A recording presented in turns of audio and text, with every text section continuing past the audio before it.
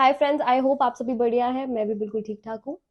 तो आज हम बात करने वाले हैं आरबीआई की न्यू मॉनेटरी पॉलिसी के बारे में। लेकिन मॉनेटरी पॉलिसी की डिटेल्स में जाने से पहले मुझे आप सभी से कुछ कहना है। देखिए, जो यूट्यूब है वो भरा पड़ा है स्टैटिस्टिक्स नंबर्स से, जो कि सब याद करने वाली चीजें हैं। आप कहीं से कोई भी वीडियो उठा के देख लेंगे, उसमें एग्जैक्ट नंबर्स फिगर्स सब आ जाएंगे, जो आप आराम से याद कर सकते हैं और एग्जाम्स में लिख सकते हैं। देखिए, मेरा पॉइंट इस वीडियो को बनाने का ये नहीं है कि मैं आपको नंबर्स और फिगर्स उठा के दे दूं जिनको आप रट लो और एग्जाम्स में लिख दो। मेरा पॉइंट ये है कि हम आरबीआई, मॉनेटरी पॉलिसीज, इन सब के कॉन्सेप्ट्स डिटेल में समझे ताकि हमें वो सब याद करने में आसानी हो। जो नंबर्स और फिगर्स या न्यू पॉलिसीज आती हैं वो सब याद करने में आसानी हो। तो इसलिए हम शुरू से शुरू करते हैं। अब मॉनेटरी का मतलब होता है कि पैसे से जुड़ा हुआ, तो मॉनेटरी पॉलिसी का मतलब हो कि पैसे से जुड़ी हुई पॉलिसी। मॉनेटरी पॉलिसीज बनाने का काम रिजर्व बैंक ऑफ इंडिया यानी कि आरबीआई का होता है, जो देश की डेवलपमेंट में पैसा यूज हो रहा है उस पैसे के फ्लो को कंट्रोल में रखने के लिए। इस सब को समझने के लिए मैं आपको एक कहानी सुनाती हूँ। एक छोटा सा देश है जिसमें सिर्फ 10 लोग रहते हैं, और उस देश में एक बैंक भी है जिसका नाम है गोकुलधाम बैंक। उन 10 लोगों के पास सिर्फ 100 रुपए होते हैं, तो वो उस गोकुलधाम बैंक में अपने 100 रुपए डिपॉजिट कर देते हैं। अब गोकुलधाम बैंक के पास टोटल 1000 रुपए हो जाते हैं। अब उस देश के जो 10 लोग हैं उनको टाइम टाइम पे पैसे की जरूरत पड़ती है किसी बड़े काम के लिए। फॉर एग्जाम्पल, किसी को घर खरीदना है, या किसी को गाड़ी लेनी है, या किसी को अपनी बेटी की शादी करानी है, तो वो लोग बैंक से लोन उठाते हैं। अब हर लोन पे बैंक कुछ इंटरेस्ट चार्ज करता है, और इसी इंटरेस्ट से बैंक अपनी कमाई करता है। दुनिया में जितने भी बैंक्स हैं, जब वो लोगों को लोन देते हैं तो उस पर कुछ ना कुछ इंटरेस्ट जरूर चार्ज करते हैं, और यही बैंक्स की कमाई होती है।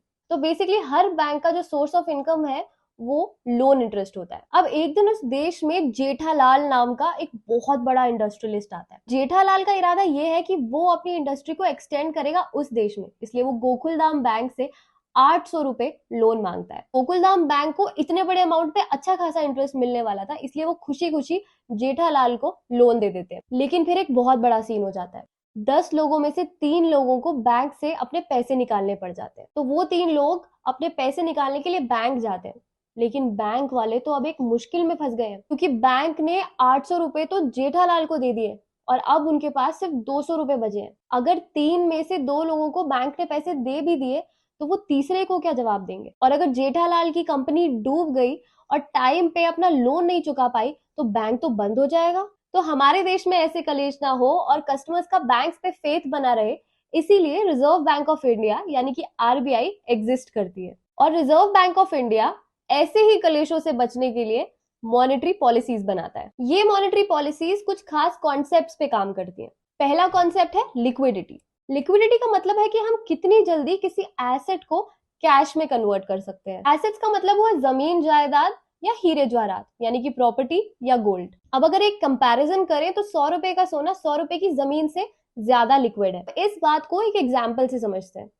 फॉर एग्जाम्पल, आज की डेट में मुझे पैसों की सख्त जरूरत है और मेरे पास 2 एसेट्स हैं, मम्मी के दिए हुए सोने के कंगन और पापा की दी हुई जमीन। तो आपको क्या लगता है कि ज्यादा लिक्विड मेरे पास क्या है, सोना या फिर जमीन? अगर मुझे अभी के अभी पैसे चाहिए तो मैं किसी भी ज्वेलर के पास जाकर अपने कंगन दिखाऊंगी, उसका weight, quality, mark etcetera check करवाऊंगी, और आज की डेट में जो सोने का रेट चल रहा है वो पैसे मुझे उसके बदले मिल जाएंगे। लेकिन अगर मुझे अपनी जमीन बेच के पैसे इकट्ठे करने हैं तो वो आज ही के दिन नहीं हो सकता, क्योंकि सबसे पहले मुझे कोई एजेंट हायर करना पड़ेगा, किसी पटवारी को बुलाना पड़ेगा, पेपर वर्क रेडी करवाना पड़ेगा, एक्सेट्रा एक्सेट्रा। तो ऑब्वियसली अगर हम कंपैरिजन करें तो गोल्ड की लिक्विडिटी किसी भी जमीन से ज्यादा है। अब लिक्विडिटी को बैंकिंग की टर्म्स में समझते हैं। अगर पिछले कल गोकुलधाम बैंक के पास लोन देने के लिए सिर्फ 100 रुपए थे और अगर आज 200 रुपए हो गए, तो इसका मतलब ये है कि उसकी लिक्विडिटी बढ़ गई है। जब लिक्विडिटी बढ़ती है तो कॉस्ट ऑफ बोरोइंग यानी कि इंटरेस्ट रेट्स कम हो जाते हैं, और जब लिक्विडिटी घटती है तो इंटरेस्ट रेट्स बढ़ जाते हैं। इस लिक्विडिटी का घटना, बढ़ना, इंटरेस्ट रेट्स कम होना, ज्यादा होना,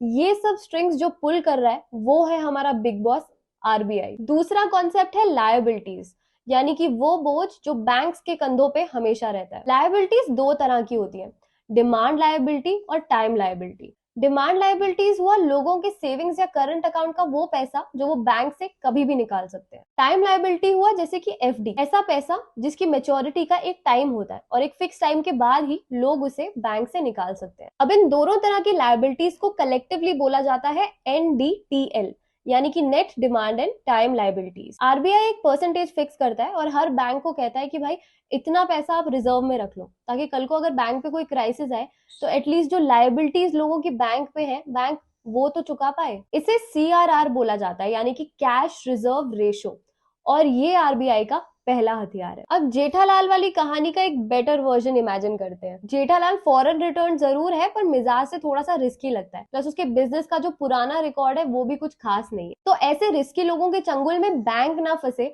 और कोई भारी भरकम लोन ना दे दे, इसके लिए आरबीआई के पास है दूसरा हथियार, एसएलआर, यानी कि स्टैट्यूटरी लिक्विड रेशो। इसके तहत बैंक्स को कुछ percent bonds, gold, government securities जैसे सेफ एसेट्स मेंटेन करने पड़ते हैं। तो आरबीआई के इन दो हथियारों की वजह से, यानी कि सीआरआर और एसएलआर की वजह से, गोकुलधाम बैंक के लोगों का पैसा सेफ है। आरबीआई की लेटेस्ट पॉलिसी यानी कि फरवरी 2023 की मॉनेटरी पॉलिसी में सीआरआर और एसएलआर में कोई चेंजेस नहीं हुए हैं। सीआरआर अभी भी 4.50% है और एसएलआर 18% है। फ्रेंड्स, ये मेरी एक छोटी सी कोशिश थी कि स्टोरी के माध्यम से आरबीआई के कुछ कॉन्सेप्ट्स आपके लिए क्लियर हो जाए।